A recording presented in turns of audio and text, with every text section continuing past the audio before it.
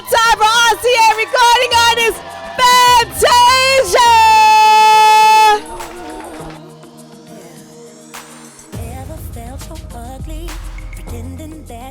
The team is in the building. Fabulous. Thank you. Fantasia is here. Hi, yeah. Watch out for all these chords, girl. Yeah, they want you to pose by your thing. Check out the leather. Check out the shoes, y'all. She's rocking those beautiful shoes with the right heel. Springtime fresh. Look at the purse. The purse matches the heel. Ah, that's what we do. That's how we get it down. Woo! All right, have a seat. Have a seat. Hey, sexy lady. Hey, girl. I love your shoes. Thanks, bro. Thanks. I've been trying not to fall the whole time. I'm like, please don't laugh if I fall. All right, Fantasia's in the building at JNR Music World with 107.5 WBLS. I'm Déjà Vu, and of course, it's all about you and the side effects of you. Yes. Talk to me about this album. My baby. You just gave birth. Yes. To the new one. Finally here. Okay. You know, honestly, I would not record another album until they let me do what I wanted to do. Wow. Yes, I guess you could say I was being a rebel. Well, hey, that rebellious stage paid off because every song that we've heard up in here is hitting. Am I telling the truth? Thank you. I like to call it rock soul. I like it. I grew up on good music. I'm a music baby. Mm-hmm. So I come from a family of singers. Mm-hmm. Everybody sings. Everybody plays instruments. First cousins, Casey and JoJo. All right. So there was always like good music going on around me. It wasn't just R&B. Mm-hmm. There was gospel, R&B, rock, pop, jazz, folk. Like I was the only young lady that knew Cab Calloway. Right. You know what I mean? So I wanted to like put all of that in this album. Music that has meat and potatoes lyrically and musically. A timeless record. I said I wanted a record like Michael Jackson did with Quincy Jones, where I'm not jumping around from this producer to that producer. How long did it take you to actually do this? When did you start working on it? It took me about 6 months. Okay. Because I didn't want to rush it. Right. You know, we didn't go into the studio and say every day we need to record a song. We recorded when the spirit moved. Okay, now. We recorded when, you know, and let me just say this. This album was not just my life. It was Harmony Samuels, which is the producer that I worked with, Al Sharad. Like, we took everybody's situations. It's funny because I feel like God put me in the right place at the right time because we all could relate. Right. You see what I'm saying? But that's what we can do with you, and not just this album, but your music in general. It endears us to you because we can feel it through your voice, through your vocals. Before you came in, we were just talking about how you just slammed on American Idol last week. Y'all give it up one more time. Wait a minute. Didn't you? She looked angelic, right? Had on that white, had the hair. Fanny was gone, boy. She was looking back, had the lip quivering. I was like, what? I had tears. Oh, man. I hate when I do that. But it was so dope, though, because it was like you were in the moment. And me and my husband were sitting there watching it. And he was like, yo, she's doing her thing. You know, the day of Idol, there was so much going on. There was the stuff that was happening in Boston. Right. And then I don't know if you guys could hear, but before I started singing the song, I dedicated the song to the Hill family, which is my keyboard player and my drummer. Their brothers, their father died that day. Oh, and they performed still with you? Well, no. That was the Idol band. Okay. But they've been with me for 5 years. Right. And so that kind of touched me in a certain way. Usually when I go on Idol, I'm really nervous. I still get nervous. Why? You already did the thing. You won the competition. I get nervous before every show. But when I get on stage, it kind of just goes away. And what happens when she's on stage? What happened to the shoes? She kicks off those shoes. They come off. I can't help it. And she goes into a whole other zone. Yeah. So, but Idol that day, it was like I wasn't really worried about the judges.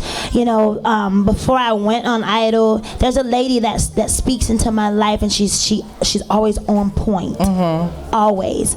And she called me. She's like, "You're supposed to wear white." And I'm like, okay, wait a minute, white doesn't translate sometimes on camera. I didn't know if my record company was going to agree or if my manager was going to agree. But Brian was like, okay, if she said that, then we're going to go with it. And I said, I want to go back to the old Tasia. I want to just do the hair that I used to do. I don't want to try too hard because it seems like when we try too hard, it always crashes and falls. The last Idol, and nobody agreed. It didn't go quite so well. Right. So he was like, let's just keep it simple. Let's not try too hard. And that's what I did. I did what she said. I wore white. We kept my hair really simple. And I dedicated that song to all of the people in Boston and the Hill family and everybody else who's dealing with situations right now. And I think it worked. I think this album, what we've heard so far, has a different sound from you, but also a different level of maturity. Would you say so? How have you grown since our last project from you? Yeah, well, I'm 28 now. You know. What? So Wait a minute. You've been in the business almost 10 years. Dang it. I was 19 when I won. Oh my God. So, I am not getting old. You look good, boo. Boo, you look good. Thanks, Tasia. But of course, all of you guys know my ups and my downs, whether true or false. There's been a lot of stuff said about Fantasia. Love you too, boo. And I always found it funny that it will always be like everything that I did positive, nobody will ever know. But you know, that's how people do anytime. They want to latch on to any little bump in the road, any kind of negativity. Yeah, you're right, but I think they only do that mainly to me because you do hear some good things on other artists. True. Okay, let's just be honest here. But for Fantasia, it was always the negative. And I think what it was I allowed them to make me their crash dummy. Because I never said anything. I always stayed quiet with the Kool-Aid smile. Why didn't you say anything when those things were coming out? You know, honestly, let's be honest, I never had a publicist. Really? For 10 years, no. Really? No. So no media, you know, helping you navigate? I didn't have anybody to go through and clean it up. Oh. You see what I'm saying? There was always... let me just say I had people on my team who said they loved me, but when I looked around, they're not here right now. Right. Okay? So the fact that I never had a publicist, the fact that nobody ever put a team together for me to take me where I needed to go, I realized that they wanted me to be their crash dummy. Most didn't want me to win the Idol anyway. Because I had a child, I didn't have my high school diploma, I didn't speak the way they thought I should speak, I took my shoes off. They didn't want me to win the Idol. That was God's doing in his favor and people who saw it. Okay, I'm going to stop preaching. Wow, she's about to get into it. You can see it, right? Stop preaching. Wow. But the Tasia that sits right here right now, that old Tasia is gone. All right. I feel like if you say something that damages my name or the career that I fought so hard for 10 years, I will speak about it. Okay. I will. I have to. You have to be vocal. The Jet situation, I wasn't trying to be rude. I was only trying to say that I'm moving forward. Stop trying to take me back to the past. Right. That was a 10-year-old picture. I sent in the new stuff. I sent in the stuff that we stayed up for hours and worked on. Why didn't you use it?